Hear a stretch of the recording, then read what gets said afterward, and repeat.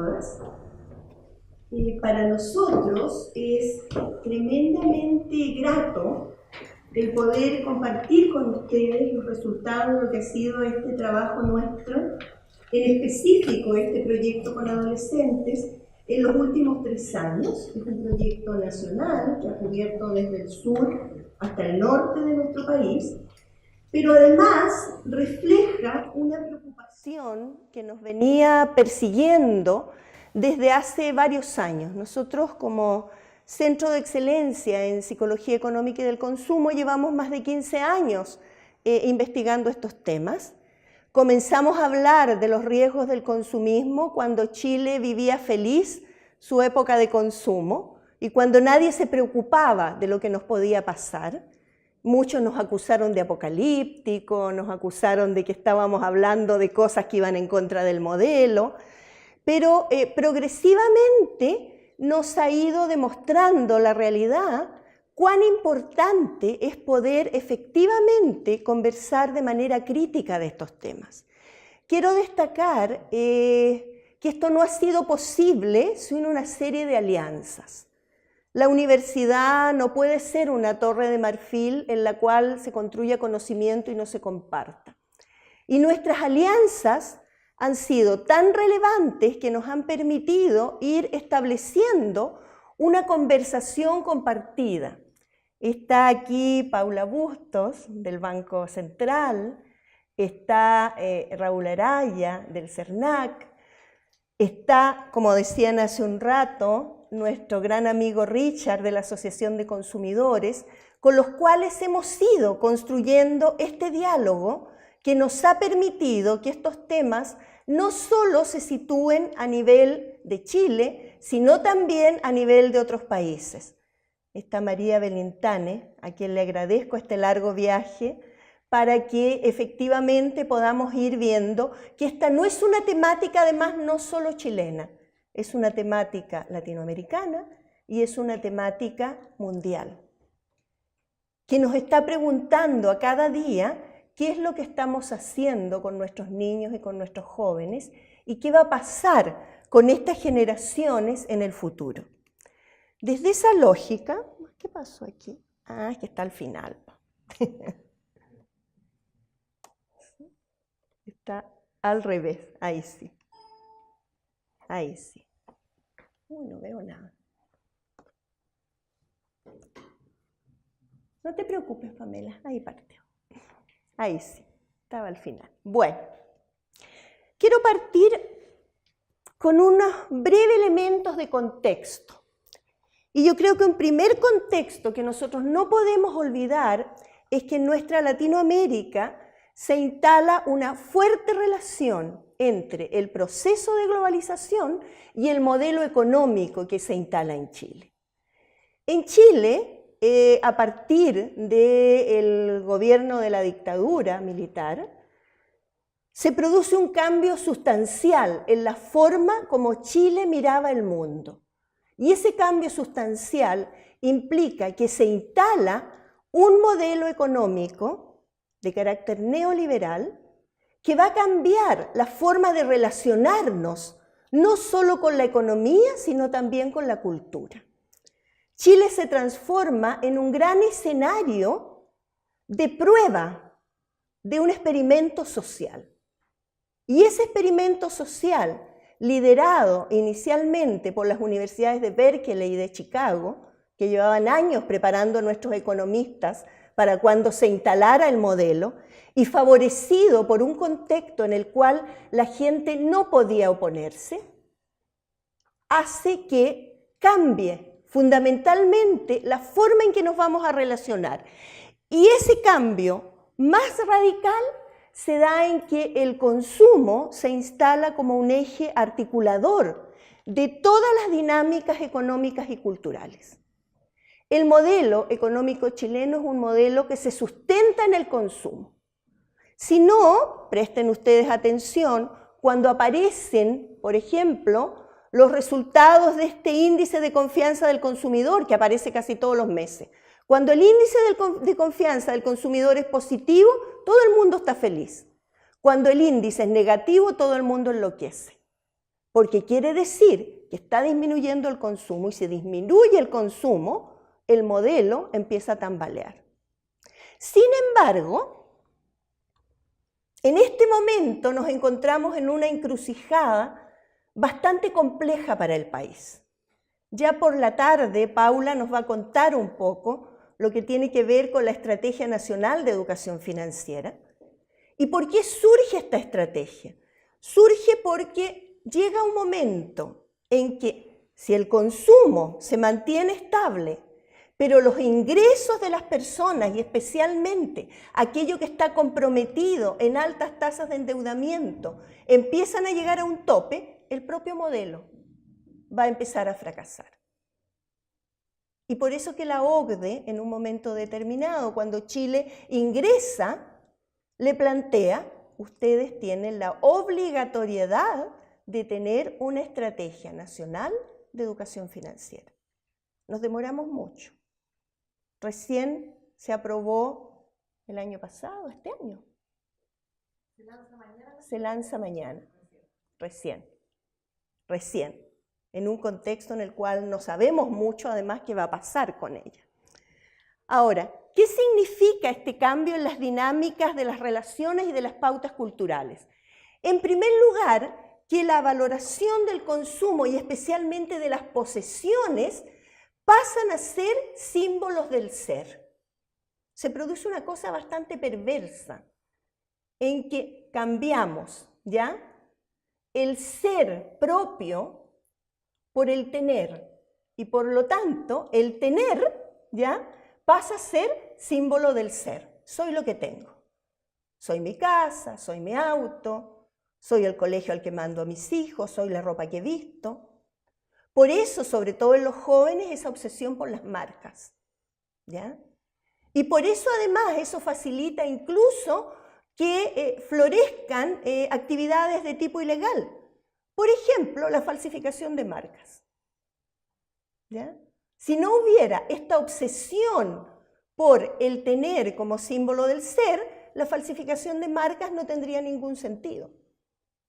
Porque ¿qué es lo que representa la marca? Representa un símbolo de estatus, un símbolo de poder, un símbolo de diferenciación. Por otra parte, aparece una búsqueda del hedonismo, ¿ya? Piensen ustedes, toda la publicidad va dirigida a eso, ¿ya? Desde, siempre me recuerdo porque marcó un ícono, este aviso de spray antiguo que decía, sé tú mismo, obedece a tu sed. Ese es un ícono. O sea, no pienses en nada más, lo único que importan son tus placeres, son tus deseos, ¿ya? Y eso también provoca una distorsión que nos lleva desde el consumo al consumismo. El consumo es una función natural. El consumo incluso es biológico. Consumimos aire, ¿ya? Consumimos energía. Pero el consumismo, por el contrario, tiene una particularidad. Y es que transforma lo que originalmente eran deseos, por lo tanto motivos psicológicos, motivos afectivos, en necesidades. ¿Qué significa eso? Una necesidad, por ejemplo, es cubrirme. Sobre todo aquí en el sur, no podemos darnos el lujo de andar desnudos, nos moriríamos, ¿ya? Pero un deseo es cubrirme de ropa de marca. Pero si se produce esta transformación, ¿ya?, el deseo pasa a ser una necesidad. Y entonces necesito cubrirme con ropa de marca, ¿ya? El otro elemento es la flexibilización del concepto y de la actitud hacia la deuda. Chile, preglobalización, dado que era una sociedad que tenía profundas raíces agrícolas, el origen de la historia de Chile es fundamentalmente agrícola, y por lo tanto era una sociedad bastante austera, porque las sociedades agrícolas tienden a ser austeras por necesidad. Uno tiene que ahorrar porque hay periodos de tiempo en los cuales no hay ingresos. Yo siempre recuerdo y lo cuento cuando estoy en estas ocasiones, mi abuela, que era una mujer de campo, siempre decía en marzo, me acuerdo, cuando yo era pequeña, yo no entendía mucho a qué se refería, hay que hacer un pedido de mercadería grande para el invierno. ¿Ya? Nosotros vivíamos en la ciudad, pero ahí se notaba esta raigambre que llevaba ella de esta cultura agrícola en que había que protegerse para el invierno. Por lo tanto, éramos una sociedad bastante austera.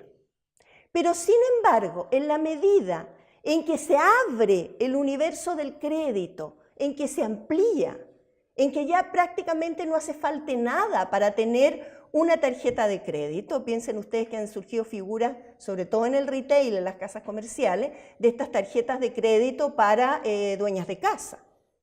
¿Ya? O sea, no necesitas tener ingresos, inmediatamente te entregan una tarjeta. Se flexibiliza entonces el concepto y se flexibiliza la actitud hacia la deuda. Porque el endeudamiento tiene dos caras. Tiene una cara pública, que es donde yo muestro lo que adquirí. Muestro la ropa, muestro el auto, muestro a dónde voy, ¿ya? Y tiene una cara privada. Y la cara privada son los dolores de cada mes para pagar la deuda. Pero esa no la ve nadie. En cambio, la cara pública la ven todos. Y hace que las personas se sientan mucho más importantes, con mayor estatus. Y el otro elemento que es propio de un modelo económico neoliberal es la primacía de los valores individualistas. ¿Ya? El centro está en el individuo. Como yo les decía, sé tú mismo, obedece a tu ser. La cara de sorpresa de tu novio no tiene precio, para todos los demás está Mastercard. O sea, no importa, no importa. Lo importante eres tú y tú no debes privarte de nada. Y esta coexiste a su vez con esta necesidad de reconocimiento y de estatus social. De una sociedad en la cual éramos bastante colectivistas, hemos pasado a una sociedad que solo se une para las catástrofes. E incluso que cuando participa en eventos de tipo colaborativo social, también priman los valores individualistas. Dono para la Teletón, pero que se vea que doné. Tiene que saberse, no dono en privado. Entonces, eso hace que el consumo se transforme en un referente de definición identitaria, tanto individual como colectivo. Y eso obviamente afecta a los jóvenes, porque la adolescencia es una etapa de cambios que están orientados a la construcción de la identidad y a la posición en el mundo. ¿Quién soy yo?, se pregunta el joven. ¿Qué quiero? ¿Para dónde voy? Las grandes preguntas existenciales. Ahora, si eso sucede en un ambiente en el cual el consumo pasa a ser el eje articulador, eso va a llevarme efectivamente en esta etapa tan sensible que mi construcción de identidad sea mediada por el consumo. Y sea mediada por el consumo porque además las estrategias de mercadotecnia están orientadas a influir en los patrones de consumo de niños y jóvenes, que esa es otra particularidad de nuestras últimas décadas. Si ustedes analizan las estrategias de mercadotecnia de hace 20, de hace 30 o 40 años atrás, van a encontrar que estaban centradas en los adultos que tenían ingresos. Si las observan ahora, basta con que miren la publicidad. Está centrada en los niños, está centrada en los jóvenes. ¿Ya? ¿Se acuerdan del perrito del Lipigas? Que en paz descanse. ¿Ya? El perrito del Lipigas nunca fue pensado en los adultos. El perrito del Lipigas fue pensado en los niños. Porque eran los niños los que iban a mediar para que la familia comprara el del perrito. ¿Por qué? Porque los niños y los jóvenes son tres mercados en uno. Son el sueño del pibe de los mercadólogos. Son un mercado presente, ya lo decía el vicerrector, manejan dinero. Uno puede decir, pero es poquito. No es poquito. Porque si vamos sumando lo que maneja cada niño en Temuco, en Chile, en Latinoamérica, en el mundo, son cantidades estratosféricas. Y toman decisiones solos. Como han cambiado los patrones de crianza, Los niños son cada vez más independientes y toman decisiones solos. Son un mercado de influencia. Muchas de las decisiones de consumo de la casa pasan por los niños. Ciertos ámbitos, por ejemplo, como la tecnología, ¿quiénes son los que saben? Los niños y los adolescentes. Si ustedes quieren cambiar el celular, ¿a quién le preguntan? No le preguntan al papá, le preguntan al niño, porque es el que está más al tanto de cuáles son los celulares que tienen mayores características. Y finalmente son un mercado futuro. Si yo te fidelizo a los 5 años para que tomes Coca-Cola, considerando las expectativas de vida, tengo por lo menos 70 años de consumidor cautivo. ¿Ya? Por lo tanto, es negocio redondo. Ahora, ¿por qué es tan importante estudiar a los adolescentes en este caso? Porque es la etapa de instalación de los patrones de comportamiento futuro. Todas las investigaciones muestran que entre los 10 y los 15 años se establecen las actitudes y los hábitos de consumo que nos van a acompañar por el resto de la vida. Por lo tanto, si en esa edad yo soy consumista, voy a ser consumista el resto de mi vida. Independiente del nivel socioeconómico, las investigaciones muestran que más del 90% de los niños y de los adolescentes manejan dinero de forma autónoma. ¿Ya? Ahora, ¿por qué es tan importante el consumo en el caso de los adolescentes? Porque actúa en lo que se llama las zonas de discrepancia del yo. ¿Qué significa eso? Cuando nosotros vamos creciendo, vamos construyendo nuestra idea de nuestro yo. ¿Quién soy yo? ¿Ya? Y esa tiene un aspecto objetivo de lo que yo soy en realidad, ¿ya? Pero tiene también un aspecto ideal, que es el yo ideal, lo que yo quisiera ser, ¿ya? Entre el yo real, objetivo, y el yo ideal puede haber mayor o menor distancia. Pero es en esa distancia donde actúa el consumo, y sobre todo el consumo impulsivo. Por ejemplo, si yo soy bajita, ¿ya? Y mi yo ideal me dice que yo debiera ser alta, porque además en esta moderna sociedad hay mitos en torno a lo que es la belleza, debo ser alta, flaca, joven y bella, ¿ya? ¿Qué pasa si voy un día cualquiera, ahora que ya está haciendo calorcito, me voy a pasear al mall, ¿ya? Y veo en un escaparate unos zapatitos, unas sandalias con un taco así? Yo no pienso. Entro y las compro. Si llevo dinero en efectivo, las compro en efectivo. Si llevo tarjeta, las compro con tarjeta. No importa con qué, pero yo las, entre comillas, necesito. Y cuando me las pongo, sueño que soy alta. Entonces ahí es donde actúa el consumo. Y a eso es a lo que nosotros nos hemos estado refiriendo. Y por eso que nos preguntamos, ¿y se podrán identificar perfiles que caractericen a los adolescentes a nivel del país en términos de sus hábitos o de sus actitudes hacia el consumo, en términos de su actitud hacia el endeudamiento, en términos del materialismo, o sea, cuán apegados están a las posesiones y en cómo son influenciados por los pares? ¿Y se podrá además después caracterizar estos perfiles? Y a eso es entonces a lo que nos hemos estado dedicando. Muy rápidamente trabajamos con 1.325 escolares de ambos sexos, de establecimientos municipales, particulares subvencionados y particulares pagados, de las macrozonas norte, centro y sur, representadas por las ciudades de Temuco, Santiago y La Serena y Coquimbo, con una media de edad de 15,4 años. ¿Por qué lo focalizamos ahí? Porque es la edad, además, donde se rinde la PISA de educación financiera. ¿Ya? Esa PISA en la cual nos fue tan mal, pero que era crónica de una muerte anunciada. Porque si no se enseña, no se puede saber. El nivel socioeconómico lo tienen allí, estaba fundamentalmente focalizado en el medio bajo, bajo, medio y representativa también del medio alto y alto, con una distribución más o menos equiparada entre hombres y mujeres.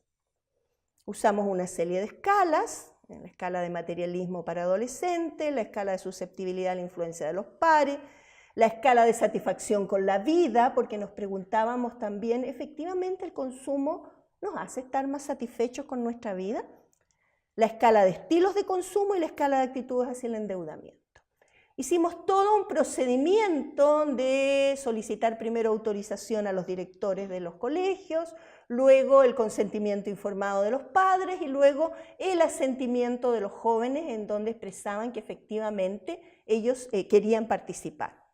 Y se hicieron una serie de análisis descriptivos, correlacionales y finalmente un análisis de conglomerado, que es un procedimiento que te permite extraer perfiles. Es un procedimiento de tipo estadístico con un método que maximiza la varianza entre los grupos, ¿ya? Y minimiza dentro de los grupos, o sea, hace que los grupos sean más diferentes unos de otros para efectivamente poder establecer estos perfiles. ¿Y qué es lo que encontramos?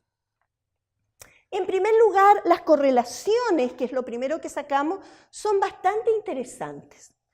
Fíjense ustedes que la austeridad, ¿ya?, correlaciona negativamente con el materialismo, con la influencia de pares, ¿ya?, y con la compulsividad.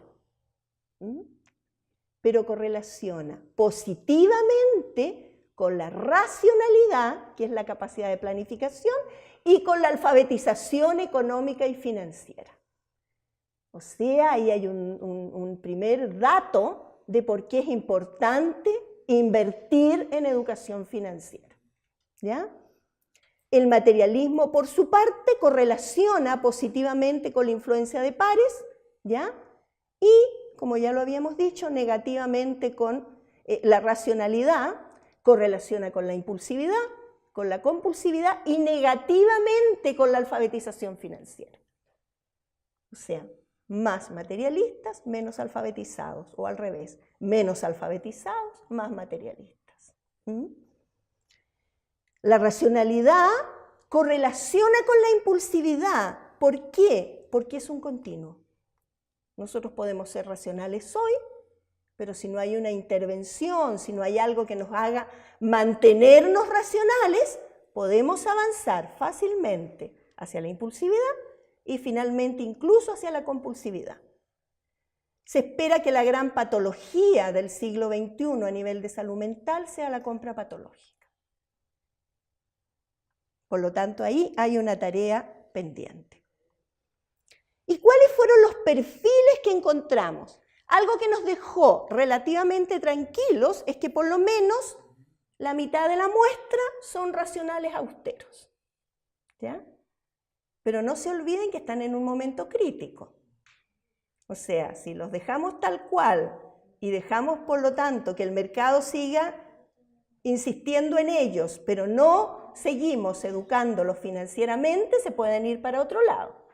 Pero fíjense lo otro, un 35% son impulsivos materialistas y un 14% son ambivalentes influenciables. O sea, la otra mitad de la muestra está en riesgo. ¿Cuáles son las medias de cada clúster? Ahí está clarito. Fíjense en el grupo 1, ¿ya?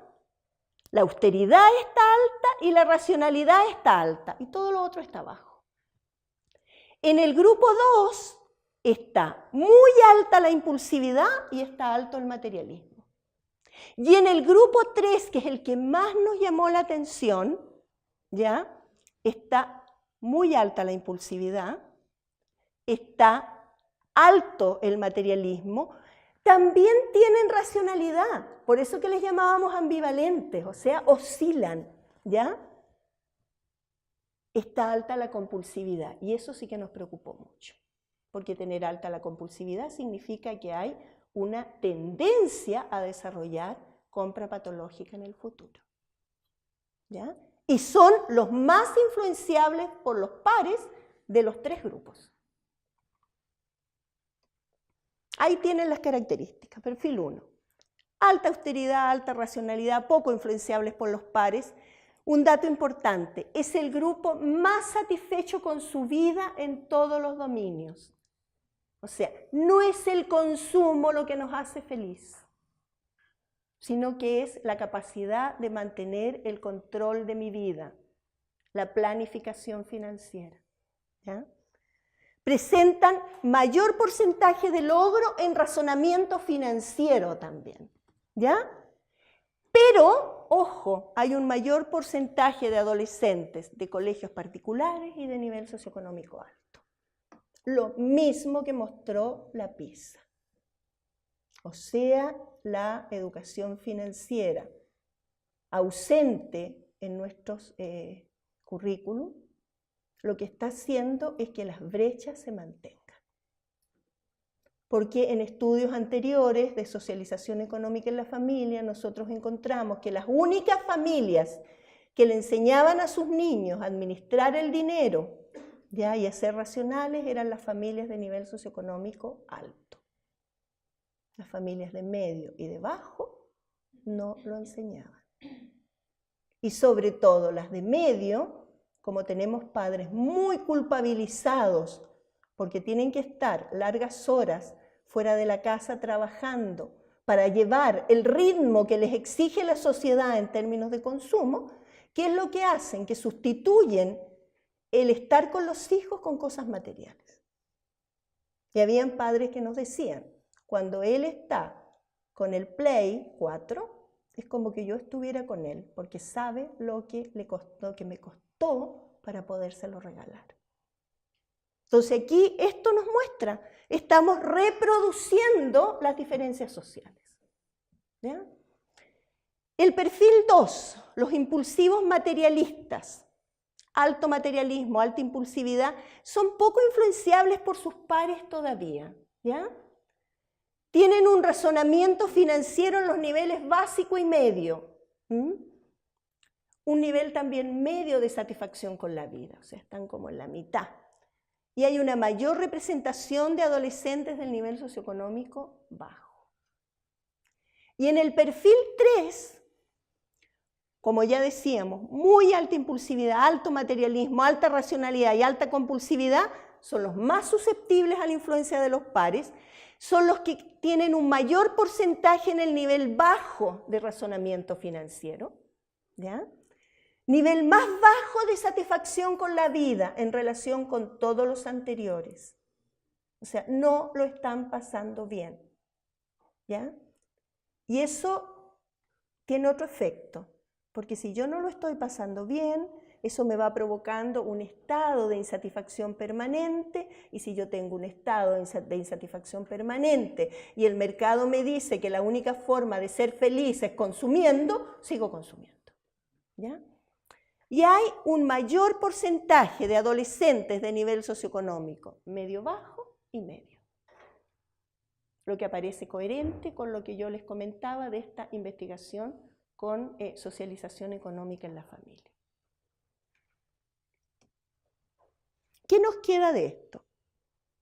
Primero, que aparece claramente que hay patrones y actitudes de riesgo en el ámbito financiero en un 49% de la muestra. Recuerden que es representativa de adolescentes urbanos de grandes ciudades. Por lo tanto, ahí también está Temuco. Un 49% de nuestros jóvenes de 14 a 16 años, que eran los que nosotros, están en riesgo. Hay que intervenir. Hay un posible impacto en la construcción de identidad y en el comportamiento futuro en una etapa evolutiva de cambios. Si no hacemos nada, los impulsivos materialistas van a ser adultos impulsivos materialistas o van a ser adultos ambivalentes, que van a ir a engrosar las tasas de endeudamiento del país. Los últimos datos de la Superintendencia de Bancos, que ese sí que a mí me preocupó mucho, mostraron de que hay un desbalance entre número de endeudados y número de ocupados en el país. Hay 8 millones de ocupados y hay 11 millones de endeudados. O sea, hay una masa importante de adultos que están endeudados y que no tienen recursos para sostener esa deuda. Los perfiles de riesgo tienen mayor representación de los segmentos más vulnerables, el bajo y el medio bajo. O sea, ahí está la tarea. Ahí los profesores tienen una tarea importante y ahí la universidad y nuestros socios tenemos una tarea importante, porque el año 2017 en los planes educativos se integró por primera vez en el primer año de educación media una unidad que tenía que ver con educación financiera y comportamiento ciudadano, pero los profesores no saben cómo hacerlo. Porque en los planes de formación inicial eso no está incluido. Y ahí lo digo con orgullo, salvo en la UFRO y en la Católica de Temuco. Son las dos únicas universidades en el país que en sus planes de pedagogía en Historia y Ciencias Sociales incorporan algunos elementos de educación financiera. Y la última pregunta con que yo quisiera dejarlos es la importancia de los modelos adultos y del contexto que rodea a los adolescentes. O sea, la gran pregunta es, ¿qué estamos transmitiendo nosotros? ¿Cuál es el papel que los adultos estamos teniendo en eso? ¿Nos estamos responsabilizando de ello? ¿O estamos haciendo lo que decía el doctor Hebel, que les entregamos dinero y usted vea qué es lo que hace? Aquí tiene que haber una intencionalidad. La educación financiera no se aprende por osmosis, no se aprende de manera natural. Lo que nosotros aprendemos de manera natural es a consumir, porque todo el medio está dirigido hacia eso. Pero cómo organizarnos financieramente tenemos que aprenderlo. Y tenemos que aprenderlo en la familia, tenemos que aprenderlo en el colegio, y tienen que haber esfuerzos tanto de los entes públicos como de los privados para que eso lo logremos. Muchas gracias. Bueno, en primer lugar, agradecer por estar acá, poder compartir con ustedes parte de los resultados que hemos tenido de esta investigación, y también aprovechar de agradecer públicamente a la doctora Marianela De Negri por haberme incorporado a su equipo de investigación hace muchos años atrás, casi 10 años, ¿verdad? Cuando yo trabajaba aquí en la Universidad de la Frontera, y en el 2008 emigré por razones familiares a Santiago. Así que feliz de poder apoyar aquí, participar en estos temas que hoy día ya están puestos en el tapete, como decís. No sé, en esa época era como estar evangelizando, pero todavía el proceso está recién partiendo. Así que felicitaciones también por lo que Marianela ha hecho en este tema a nivel país. Bueno, la agenda, voy a ver un poquito de contexto, fundamentación, revisión de literatura, modelos de variables, metodología y principales resultados. Marianela algo adelantó ya de los temas, así que voy a andar un poquito más rápido. Respecto al contexto, ¿verdad? Bueno, Chile, en Latinoamérica, nos destacamos por... esto no funciona, parece. Bueno, porque estamos... ¿Sí funciona? No. ¿El puntero? ¿El puntero no? No marca. Bueno. No se ve. Bueno, tenemos la tasa más alta de endeudamiento a nivel latinoamericano, 42%, está marcado en rojo ahí. Aunque algunas personas, la Asociación de Bancos, el superintendente, dice que esto es positivo, ¿verdad? Que el nivel de endeudamiento no representa grandes riesgos para la estabilidad financiera. Ok, está bien, la inclusión financiera es importante, pero esto en exceso, comparamos, imagínate, con Brasil, un 27%, Argentina un 4%, Panamá, que es una economía naciente, un 38%, que está en desarrollo. Bueno, el informe de endeudamiento también que plantea la Superintendencia de Bancos, como tú mencionabas, también habla de que ha ido aumentando al 2017 el nivel de endeudamiento, y la población más vulnerable, ¿verdad? Y los morosos son los de menores ingresos, los adultos mayores y los jóvenes, que seguramente están en esos 3 millones que tú mencionabas ahí, que señala el informe. Y también la encuesta del Instituto de la Juventud señala que el 33% de los jóvenes tienen deudas a su nombre, deudas de consumo, ¿verdad?, de corto plazo, y también deuda universitaria. Y en este contexto, ¿verdad?, surge el tema de PISA, que estamos, ¿verdad?, obligados a medir, ¿no? Y bueno, había que asumir el compromiso, y 1 de cada 3 estudiantes de Chile aprende a manejar su dinero en la escuela. Entonces, ¿y qué está haciendo la escuela? ¿Verdad? No está haciendo mucho. Y el desempeño de Chile también, estamos bajo la OECD, acá, ¿verdad?, junto con países, bueno, Perú, Brasil también están incorporados, sí, están peor que nosotros, pero bueno, estamos todos más o menos, pero no están tan endeudados ustedes, ¿cierto? ¿Y dónde has aprendido a manejar temas de dinero? Preguntaban, ¿verdad?, en esta encuesta, y si vemos la gente socioeconómico bajo, medio bajo, los jóvenes señalan que es fuera del colegio y parcialmente en el colegio, y no aprenden dentro del colegio. Y bueno, se observa una brecha importante socioeconómica, ¿ya? Bueno, incluso cuando se controla por las habilidades de matemática. Entonces la brecha socioeconómica en estos temas es importante. Y bueno, Marcel, que le dieron el premio al economista del año, ¿verdad? Él dice, ayer o anteayer, dice que la educación financiera es un soporte fundamental de la estabilidad económica. Yo creo que eso apunta claramente a lo que Marianela estaba recién señalando, ¿verdad? Y se preocupa por los magros resultados que tuvimos en la prueba. Yo creo que él está viendo este tema, digamos, de este nivel de endeudamiento que tenemos elevado. ¿No se escucha? Ah, ok. Bueno, Marianela explicaba de los cambios que han habido en la sociedad chilena, ¿verdad? Con el modelo económico, donde se valora el consumo, donde hay ¿verdad? Anclaje, como dice, al vínculo social y la identidad individual que me representa a mí el consumo.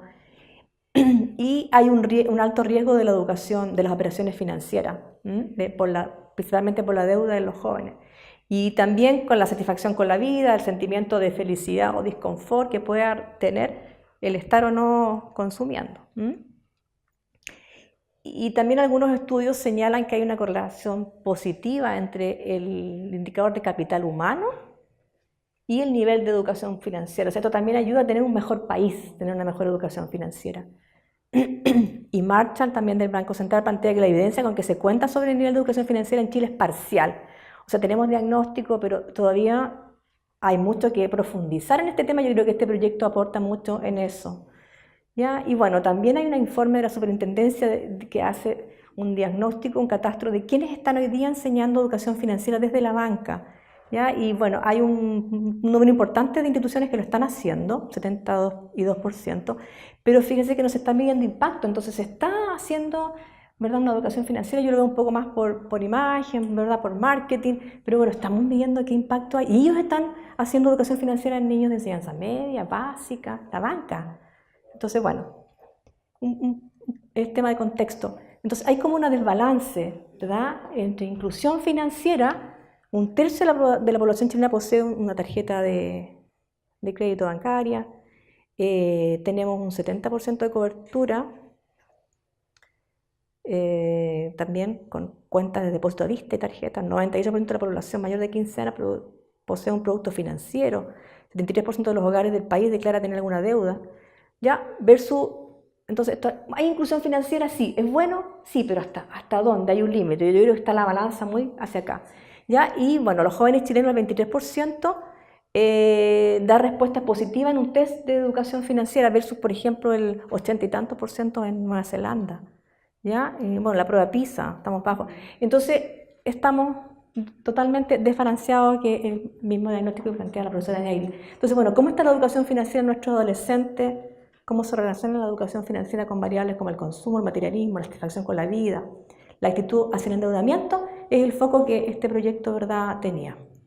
Alguna revisión de literatura que le voy a pasar un poquito rápido porque Marianela ya algo adelantó respecto, por ejemplo, a los riesgos financieros, ¿ya? Los jóvenes hoy día ejercen una importante influencia en las decisiones del consumo de la familia y tempranamente comienzan a manejar dinero y sus gastos. Por lo tanto, estos jóvenes deberán soportar más riesgos financieros en la edad adulta, vinculados principalmente a la estrategia de ahorro, ¿verdad? Bueno, para qué decir con el tema de la jubilación que nos está pegando hoy día a los que ya estamos próximos a jubilar. Ellos van a enfrentar mucho más riesgos financieros. El país está envejeciendo y los jóvenes se supone que también van a ser parte de los que tienen que soportar, ¿verdad?, la previsión de la gente de mayor edad. Y también el tema de construcción de identidad, que lo planteaba Marianela, que los jóvenes están muy susceptibles al poder del mercado, no tienen, ¿verdad?, la capacidad de autocontrol, el tema de construir identidad y verse igual con sus pares. Sobre hábitos de consumo y ahorro también, entre 10 y 15 años, ¿verdad?, hoy día se están definiendo los hábitos, como decía Marianela, que van a tener estos mismos adultos en el futuro. Y la OECD ya planteaba el 2005 que la educación financiera debe comenzar en la escuela, o sea, esto estamos hablando hace más de 10 años atrás, ¿ya? Y los adolescentes que han participado activamente en el manejo autónomo de cantidad de dinero, que han hecho presupuesto, que han tenido, ¿verdad?, un ahorro bancario, tienen mayores probabilidades de ahorrar e invertir y ser más cuidadosos en sus finanzas personales cuando adultos. Eso está comprobado por varios estudios. Si desde chiquito soy planificado, ahorro, a futuro voy a replicar, ¿verdad?, ese comportamiento. Bueno, y la influencia de pares, que es un tema bien importante que aparece después en los resultados, es un factor que influye en las decisiones de consumo. Fíjense que los adolescentes aprenden los aspectos racionales del consumo con los padres, y los sociales y afectivos relacionados con el materialismo con sus pares. O sea, todo el tema del consumo y materialismo viene definitivamente de los pares, ¿ya? Y bueno, hay una presión que ejercen los pares por el tema que Marianela decía, el tema de los bienes materiales, las marcas, el consumismo, y influye mucho eso en el modelaje de las competencias financieras y económicas. Y el dinero para los adolescentes, bueno, ellos es un tema emocional, ¿verdad? Que es una representación emocional y simbólica de valor el dinero. Y es visto como una fuente de poder y prestigio, lo dicen muchos autores en varias literaturas, ¿ya? Y cuando se observa una actitud positiva hacia el dinero como algo valioso, también, fíjese que incentiva la búsqueda del conocimiento financiero. Esto también es interesante. Si yo veo el dinero como algo positivo, me voy a preocupar de cuidarlo. Entonces, ese es un tema interesante porque, ¿verdad?, lo voy a manejar mejor. La planificación, el presupuesto, que son temas que van a salir más adelante en los resultados. Y hay una relación positiva entre actitud hacia el dinero y alfabetización financiera, como algo, eso es lo que decía yo, como algo bueno y que hay que cuidar. Y el materialismo, bueno, es un tema también que se ha estudiado mucho y varios estudios encuentran relación entre materialismo y compra compulsiva e impulsiva, que eso es lo que tú planteabas, que está bastante complicado en los resultados que estamos viendo, sobre todo en el nivel socioeconómico bajo. Y las prácticas de gestión financiera también son una variable que moderaría la relación entre materialismo, compra compulsiva y tendencia al endeudamiento. Bueno, nosotros planteamos dentro del proyecto las relaciones de variables. Nos interesaba ver la alfabetización económica, la satisfacción con la vida y prácticas financieras, la actitud hacia el dinero, hacia el endeudamiento y también el materialismo. Un poco estas son las variables que nosotros estamos esperando, ¿verdad?, modelar y relacionar en este proyecto. Y yo les voy a dar algunos avances porque estos son datos preliminares que incluso todavía no hemos conversado con el equipo, así que de aquí, bueno, la metodología Marianela ya aplicó la muestra de 1.300 alumnos. Lo que yo voy a mostrar acá son algunos resultados generales por variable, ¿verdad? Género, nivel socioeconómico, establecimiento, bueno, la fiabilidad de las escalas y el análisis de relaciones entre variables, usando modeladores y mediadores, utilizando el software Process SPSS, ¿ya? Que lo que hace es ver el efecto entre las variables, el efecto total o el efecto directo, y uno coloca variables que te van moderando el efecto o mediando, que son dos temas distintos. Bueno, aquí está el resultado de la fiabilidad de las escalas que usamos, que fueron varias. Dentro de los resultados, bueno, el rendimiento del test de educación financiera, son datos que tú estabas mostrando, aproximadamente un 50% tenía un resultado alto en el test de educación financiera. Y si lo vemos por sexo no hay mucha diferencia, pero hay un poquito más de ventaja, un 2% aproximadamente en el tema de las mujeres, ¿ya? Pero estamos como muy igual, no hay mucha diferencia por género. Y sector socioeconómico sí se ve que hay una diferencia. Si ustedes ven el color moradito acá, es un alto desempeño en el test de educación financiera, principalmente en los ingresos socioeconómicos altos se ve que están más altos los resultados, y los niveles socioeconómicos bajos menor resultado. Coincido con lo que estaba planteando Marianela. Y por tipo de institución lo mismo, como nosotros teníamos los colegios, ¿verdad?, particulares, los subvencionados y los públicos, se da esta misma relación. A medida que el colegio público es menor la educación financiera de los jóvenes. Bueno, aquí lo que se hizo fue moderar, ¿verdad?, un análisis entre la alfabetización financiera y la satisfacción con la vida. Ya no dio significativo los resultados hasta ahora analizados de esta relación, pero sí incorporamos todas estas variables que estarían, ¿verdad?, mediando entre estos dos. No hubo un efecto total tampoco, ¿ya? Directo no se observó ni total, pero sí lo interesante es entre las variables. Por ejemplo, la alfabetización financiera, ¿verdad? Si la persona o el estudiante que tiene una más alta alfabetización financiera, hay una actitud hacia el endeudamiento negativa, o sea, me endeudo menos. Menos materialista, ¿ya? Menos influencia de pares y más organizado con mi presupuesto, la planificación, ¿ya? Y por el otro lado, si nos vamos a la relación de estas variables hacia la satisfacción con la vida, la influencia de pares afecta la satisfacción con la vida. O sea, mientras más influenciado estoy por mis pares, me siento más contento en la vida. Y eso es como complejo, ¿ya? Y la organización del presupuesto, esto es súper interesante, ya directamente y bastante significativo con la satisfacción con la vida. O sea, si yo soy ordenado, si soy planificado, si manejo bien mi dinero, estoy más tranquilo, estoy más contento con la vida. Eso fue un dato interesante que surgió, ¿ya? Después relacionamos la alfabetización financiera con la organización del presupuesto, con este tema que aparecía bastante significativo. Bueno, no tuvimos relación directa acá, ¿ya? Pero sí hubo una relación total sumando estos factores que es positiva y significativa, incorporando estos elementos, ¿ya? Entonces, la alfabetización financiera, bueno, ya habíamos dicho que con la actitud hacia el endeudamiento era negativa.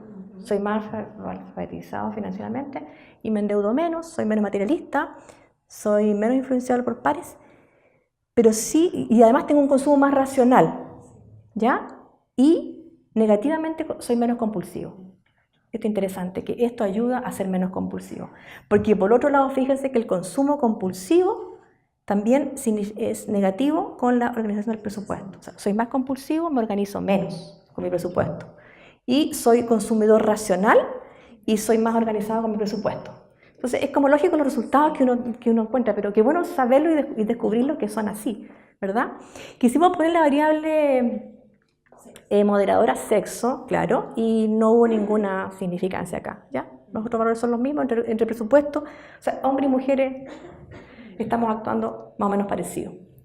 El nivel socioeconómico también lo pusimos como variable moderadora y no hubo también relación entre presupuesto, porque podríamos decir que, no sé, porque el nivel socioeconómico alto podría tener una distinción entre qué tan alfabetizado económicamente estoy y cómo organizo mi presupuesto, pero no, parece que no hay audio. No hubo relación, pero sí el nivel socioeconómico está influyendo en la organización del presupuesto. A medida que el nivel socioeconómico es más alto, ¿verdad? Me organizo mejor con mi presupuesto y tiene que ver con lo que conversábamos, que en los niveles socioeconómicos altos se entrega una mesada y los papás, ¿verdad?, enseñan a sus hijos cómo utilizar mejor y planificar su gasto. Y acá también pusimos la alfabetización financiera como mediadora entre materialismo y actitud y no tuvimos resultados.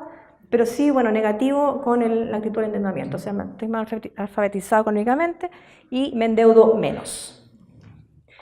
Y este modelo con variables mediadoras también entre influencia de pares, que este fue un tema raro, entonces dijimos, bueno, ¿qué pasa con la influencia de pares y la satisfacción con la vida? ¿Qué está pasando aquí entre medio? Bueno, es significativa la relación directa, ¿verdad? En la medida que soy más influenciable por los pares, estoy más contento. Y aquí pusimos la variable dinero, felicidad, dinero, poder, dinero, respeto, que actúa hacia el dinero, materialismo, consumo racional, consumo impulsivo y consumo compulsivo. Bueno, en la medida que me influencio más por pares, veo el dinero como felicidad.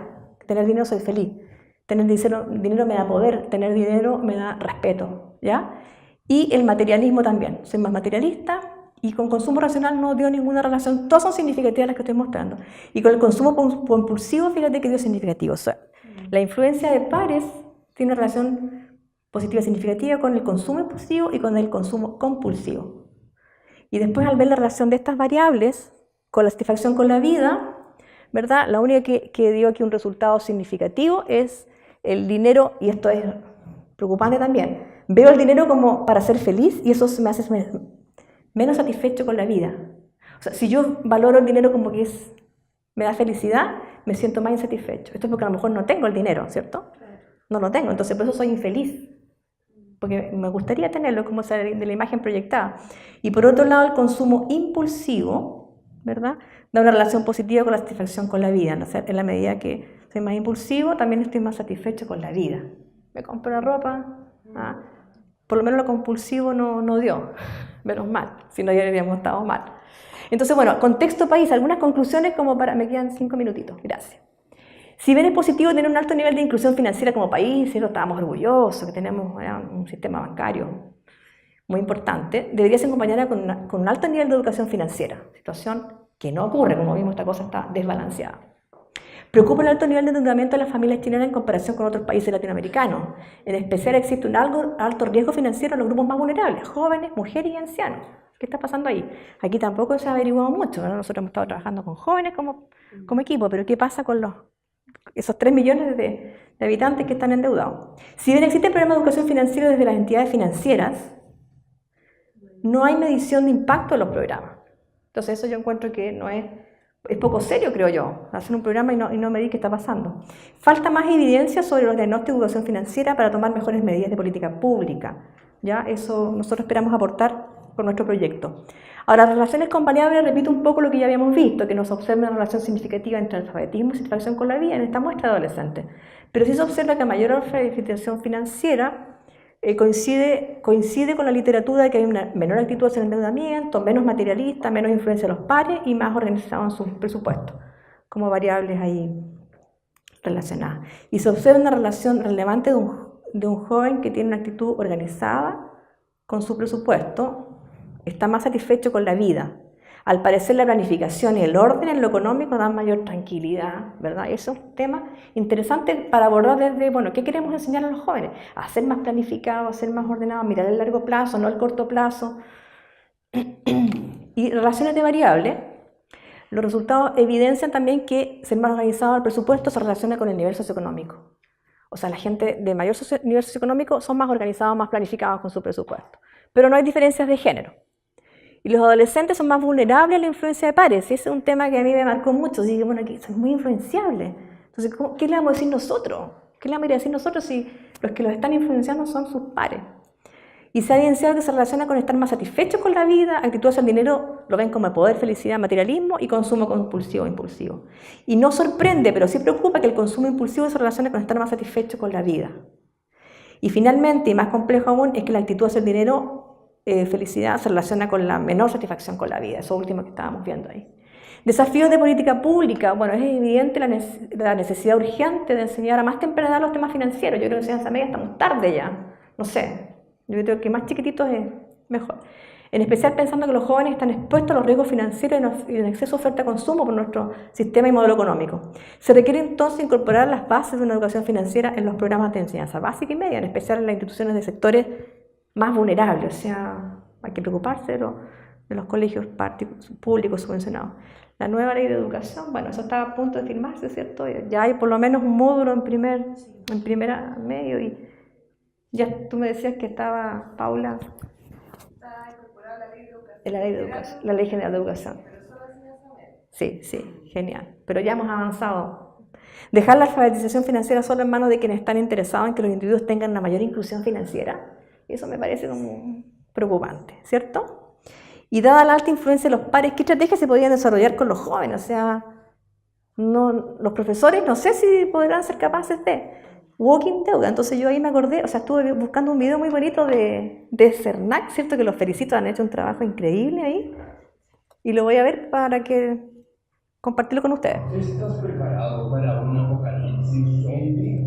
Muy pronto, en el estado de cuenta. Llega tu walking deuda. Los gastos de tu tarjeta pueden comer el cerebro. El único antiguo es planificar. Antes de usar tu tarjeta, piensa, luego decide. Es un consejo del Servicio Nacional del Consumidor. Gobierno de Chile. Y la pregunta clave, ¿lo quiero o lo necesito? ¿Cierto? Eso. Yo creo que estrategias como estas son interesantes, ¿verdad? Para cómo llegar a los jóvenes. Hay que ser creativos también. Yo creo que CERNAC ha sido muy creativo en eso, así que felicitaciones. Bueno, y muchas gracias. Eso sería. Sí. Bueno, les voy a presentar ahora desde la otra mirada, que es la cualitativa, en el fondo, ¿qué nos dicen los adolescentes? Mi presentación titula Somos lo que consumimos, consumo y su rol en la construcción identitaria en adolescentes a través de una mirada cualitativa, que en el marco del proyecto Fondesit es la etapa exploratoria cualitativa de este proyecto. Para empezar, tenemos que en la adolescencia hay un desarrollo paulatino de la autonomía, ya que no dependemos tanto de nuestros padres, sino que nosotros ya empezamos a tomar nuestras decisiones. Algo interesante es la coexistencia de tendencias opuestas en los adolescentes, principalmente en dos cosas vinculadas a la formación de la identidad: la diferenciación, pero al mismo tiempo la normalización. Lo que yo digo, yo quiero ser único y diferente, pero al mismo tiempo quiero estar a la par con mis compañeros, porque si no soy excluido de cierta forma. Y también hay un cambio relacional, ya que cuando nosotros somos pequeños, nosotros estamos más apegados de cierta forma a nuestros padres. En la adolescencia es la importancia de nuestros amigos, nuestros pares o también hermanos de edad cercana. Se puede dar esta lógica. Pasamos de los adultos a gente de nuestra edad. Desde la mirada del consumo tenemos que los pares operan como agentes de socialización económica, tenemos aspectos afectivos del consumo, nuevamente vinculado a la influencia de los pares, necesidad de pertenencia al grupo, y eso también permite que yo vaya construyendo mi identidad, valoración de marcas y bienes materiales, como se han hablado en las dos presentaciones anteriores, valoración positiva al dinero que me da valor, y esto es lo más importante: yo soy lo que tengo, soy lo que consumo. En el caso de los adolescentes, podría ser claramente el tema de la tecnología. Soy el teléfono que tengo más que otra cosa, soy el computador que tengo. En el fondo son estas lógicas como de comparativa. ¿Qué teléfono tienes tú? Yo tengo un Samsung, yo tengo un iPhone, soy mejor que tú, cosas así. Las típicas que ahora podríamos decir no son como niñerías, pero en fin. Entonces yo me hago la pregunta, ¿qué nos dicen los adolescentes acerca de estos antecedentes? ¿Cómo influye el consumo en su construcción identitaria? ¿Cómo podría ser? Primero, las fuentes de influencia en su compra, por ejemplo, quienes les ayudan a decidir, por ejemplo, si deciden solos, con sus padres o con sus mismos compañeros, y los bienes y servicios escogidos, porque en base a eso nosotros podríamos decir qué es lo que a ellos les permite mostrarse ante los demás. Entonces, algunas preguntas ya son: ¿cuáles son los criterios para comprar de los adolescentes? ¿Qué es lo que compran principalmente? ¿Y quiénes influyen en estas decisiones? Por lo tanto, se proponen objetivos netamente descriptivos, que es describir el rol del consumo en la construcción identitaria de adolescentes escolarizados de las tres macrozonas que ya se ha presentado, que son de Temuco, Santiago y La Serena, describir los criterios de compra de los estudiantes participantes, las fuentes de influencia y los principales bienes, servicios y actividades en los que nuestros adolescentes destinan su dinero. De acuerdo a la metodología, tenemos un estudio cualitativo, exploratorio, descriptivo, con diseño de casos múltiples. Se trabajó con un muestreo por conveniencia. En este caso se trabajó con 143 estudiantes de ambos sexos, primero y segundo medio, de los establecimientos educacionales participantes del proyecto Fondesit. Se trabajó con una entrevista grupal focalizada y los resguardos éticos, las autorizaciones en los colegios, a los padres y los mismos estudiantes, y se trabajó con la técnica de análisis de contenido con apoyo del software En Vivo 11. Bueno, los resultados tenemos. ¿En qué se fijan los adolescentes para comprar? Marca, calidad, precio, referencias. ¿A qué me refiero con referencias? Lo que ellos dicen, lo que los otros dicen, pero ¿qué otros? Sus pares, internet y redes sociales, la familia y publicidad. Esto va como en orden de influencia. Y acá yo les voy a mostrar una serie de citas ilustrativas. Por ejemplo, en la marca. Sí, igual, las zapatillas tienen que ser de marca. Te puedes poner el mismo pantalón y otras zapatillas y cambia todo. Es muy distinto comprar una marca conocida que una marca que no cacha a nadie. Y algo muy importante, no es que igual si uno ve la comunidad se compran cosas de marca. Respecto a la calidad, ¿en qué se fijan? La calidad, viendo qué es mejor o lo que sirve más. Veo, depende de la calidad de todo, porque no me voy a comprar algo que me va a durar menos. Podríamos decir que este sujeto es un tanto racional. Yo veo la calidad y si lo voy a usar para no dejar dejándolo botado. El precio, veo el precio más que nada y si lo voy a usar lo pienso harto. Este sujeto también es un poco más racional. Primero me fijo si el precio el objeto vale lo que vale porque en el fondo quiere decir que ver si vale la pena gastar los 10.000 pesos que me menciona esta cita. Aquí, en cuanto a las referencias, por ejemplo, si tu amigo tiene el mismo, tú vas y lo miras y ves si le dura antes de comprarlo. Es como para poder tomar la decisión. Esto respecto a sus pares, pueden influenciarme o cómo decirme, por ejemplo, compra de este producto y debe ser bueno, sirve mucho, cosas así. Y acá tenemos algunas citas de las distintas fuentes de influencia en las referencias. Los pares. Es que si en verdad son tus amigos, te van a decir, mira, esto te queda mal o te queda bien. Si me va a quedar mal algo, no me lo voy a comprar, si voy a pasar vergüenza. Internet y redes sociales. Ahora hay publicidad en todas partes, la tele, internet, Instagram, etc. Familia. Cuando veo cosas me fijo en el objeto, pero más que mis amigos suele ser mi mamá. Y la publicidad. A mí los comerciales que me pasa, veo tanta tele y comerciales que me convencen y me dan ganas de tener la ropa que muestran. Ahora, para describir las fuentes de influencia en las decisiones, tenemos principalmente a los pares y la familia. Siento que cuando somos más pequeños este orden principalmente se da la familia, más que otra cosa. Y en los pares se da una cosa bien interesante, que tenemos tendencias opuestas, como yo les mencionaba al comienzo de esta diferenciación, pero al mismo tiempo seguir la media del fondo, ya que tenemos que buscan ser originales, pero al mismo tiempo buscan la aprobación de sus pares en las decisiones y ocupan a sus compañeros como referentes. Entonces aquí tengo algunas citas, tiene que gustarme, lo converso con algún amigo de confianza y lo decido con amigos. Yo prefiero ir en cuanto a la familia, yo prefiero ir con mi mamá porque me ayuda a decidir cómo se me ven las cosas, en cambio mi papá me dice todo que sí. Ahí se da también una lógica que la mamá es la que toma las decisiones, que es más racional en todo caso. De acuerdo a estos núcleos contradictorios, les tengo unas citas ilustrativas bien interesantes. Al momento de hablar de originalidad, el adolescente dice, me gusta tener mi propia esencia, mi propia personalidad, no andar siendo una copia barata de otra persona. Pero, al hablar de que necesita ser validado por sus pares para las decisiones, a mí me pasa que yo voy a comprar ropa y las niñas amigas tienen que decir que les gusta, o sea, voy, me saco fotos, se las mando, me tienen que decir que les gusta y ahí me lo puedo comprar. Medio dependiente la chiquilla. Y acá, esta cita yo la encuentro bien positiva, porque dice, yo depende, si es que un libro la mayoría del curso lo ha leído, yo también lo quiero leer, por lo menos leen. Eso yo digo que es un progreso. Acá tenemos los principales bienes, servicios y actividades que los adolescentes destinan su dinero. Tenemos la tecnología en primera categoría, celulares, computadores y equipos musicales. La moda, ropa, zapatillas y maquillaje en el caso de las niñas. La alimentación, que es la comida chatarra. Y la entretención, salidas con amigos. Y nuevamente aparece la lectura. Así que vamos bien. Vamos muy bien. Y a modo de una breve discusión, tenemos que el consumo de los adolescentes está orientado a bienes y servicios con referencias de los otros. Los pares acá influyen en sus decisiones de compra principalmente. Tenemos la coexistencia de tendencias opuestas en el discurso relativo a la influencia de los pares en la construcción identitaria, porque es el ser único y pertenecer al grupo en un mismo discurso. Entonces uno dice, qué extraño, pero también es propio de sus características evolutivas porque están construyendo su identidad. No les podemos pedir que ya a los 15 años tengan su identidad para toda la vida, porque están explorando. Sus fuentes de socialización económica, además de la familia y la escuela, que son las tradicionales, tenemos a los pares, el internet y las redes sociales.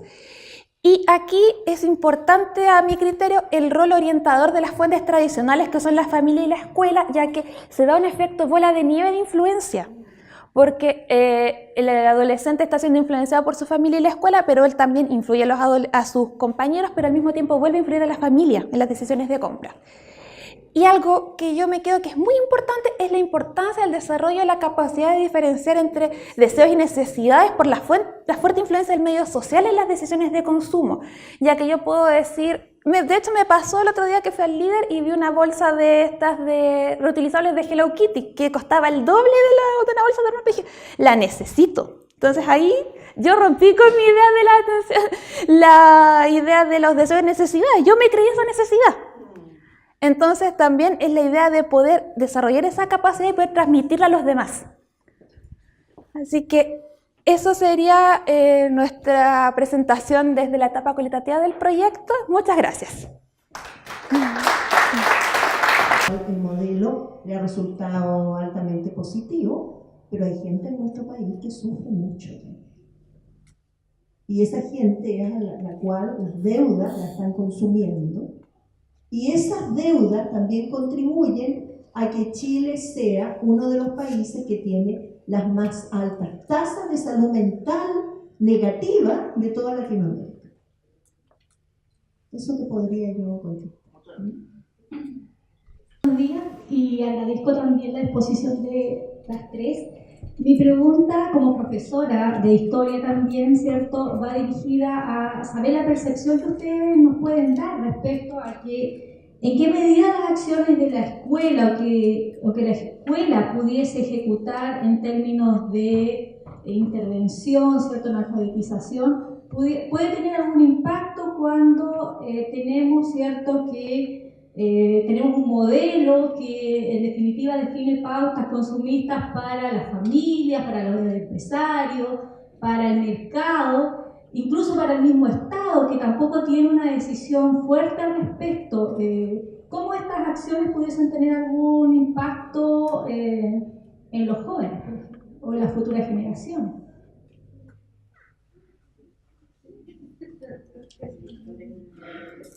Están aquí diciendo que conteste yo. Mira, nosotros hemos tenido algunas experiencias ya de intervenir en la escuela, ¿ya? Un proyecto que queremos muchísimo es un proyecto que hicimos hace algunos años atrás en educación básica, en sexto básico, donde efectivamente logramos resultados que esperábamos y logramos otros que no esperábamos. ¿En qué consistía este proyecto? Nosotros capacitábamos a los profesores para que hicieran un modelo de intervención, pero los capacitábamos para que trabajaran en primer lugar en términos colaborativos las tres áreas que tienen más que ver con estos temas.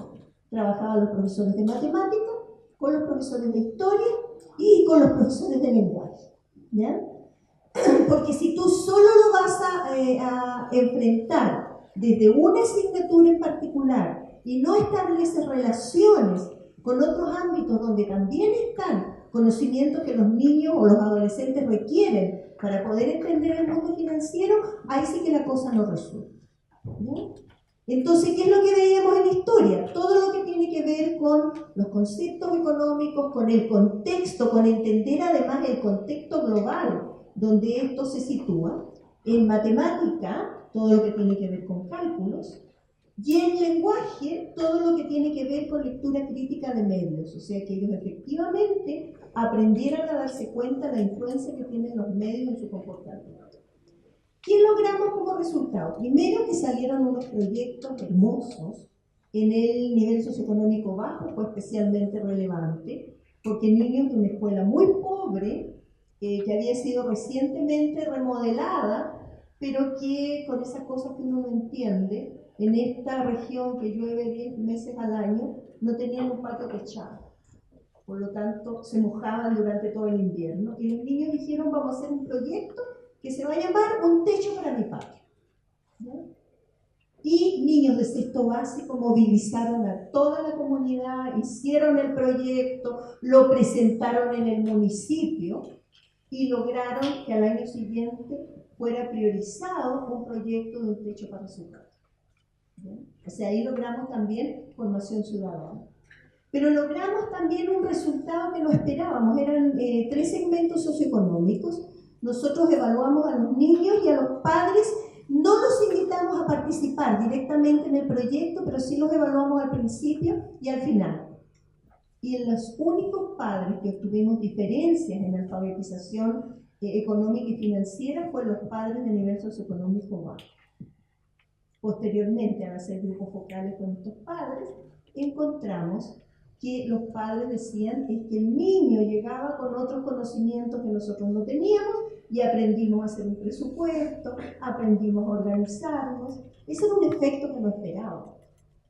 Entonces sí se puede, pero tiene ciertos requerimientos. Primero, y que lo estamos ahora probando también en algunos colegios de enseñanza media en un proyecto que tenemos en Santiago. Primero, el trabajo colaborativo. O sea, tienen que haber profesores no de una sola asignatura, sino que de varios. Segundo, proyectos de aula interdisciplinarios, que impliquen que los niños sean los protagonistas del proyecto.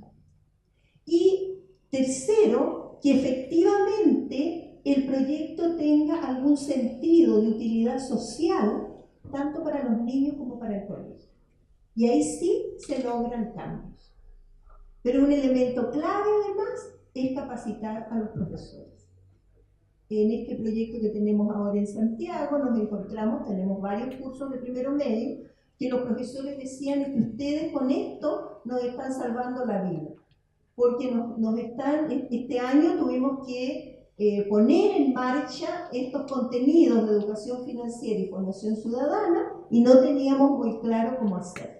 Porque es bien curioso, y aquí para los que son profesores en esta área, yo creo que a los profesores de historia les enseñan economía en la universidad, sino que no es que no les enseñen, pero les enseñan a leer el desarrollo histórico de la economía en el país, a entender los grandes modelos económicos, pero finanzas personales no le enseñan a nadie. Y lo que nosotros necesitamos enseñar en la escuela son finanzas personales. Así que sí, yo estoy convencida que se puede. No es fácil.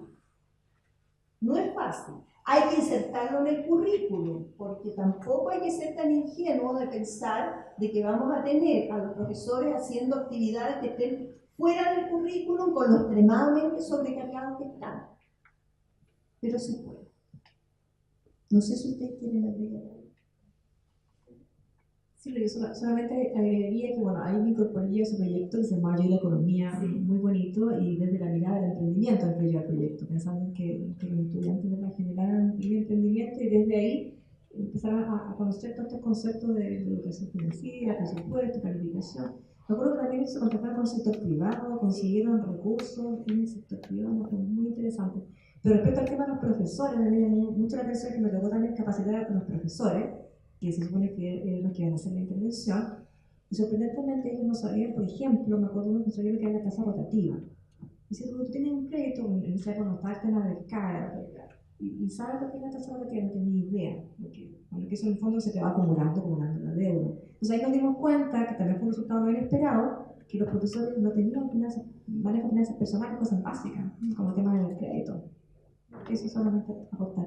De hecho, los profesores es uno de los gremios más endeudados del país. O sea, en términos de emprendimiento, como dice Soledad, si ustedes quieren tener un emprendimiento exitoso, vayan a vender a las escuelas. En las escuelas se vende todo. ¿No? Ahora, ¿cuál es nuestro sello del emprendimiento? Si bien a nosotros nos parece interesante el emprendimiento empresarial, pero nuestro sello es el emprendimiento social. Eso es lo que nos interesa.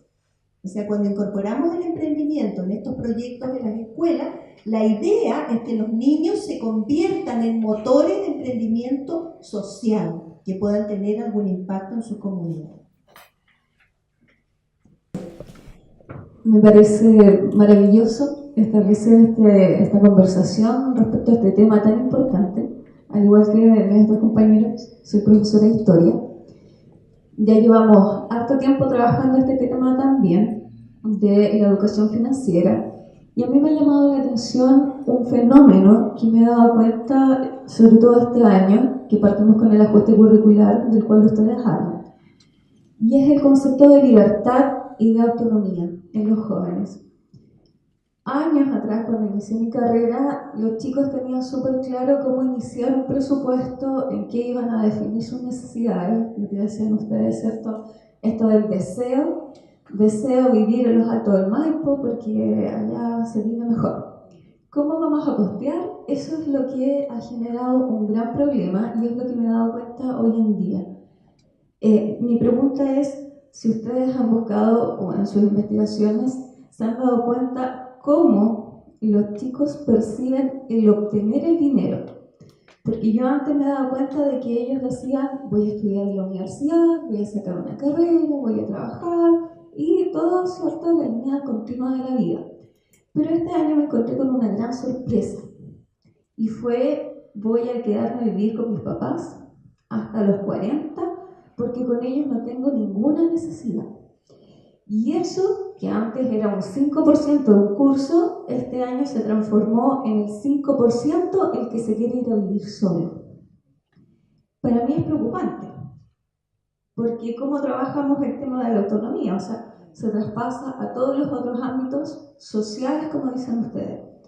Y dentro de su investigación, doctora Denelli, usted dice que los estratos más bajos lo hacen con tarjeta, la famosa bicicleta. Pero en las otras investigaciones, ¿ha recabado algo de información respecto a este tema? A ver, esa es una tendencia mundial, ¿no? Tiene que ver un poco con esto que llamamos también los millennials, ¿ya?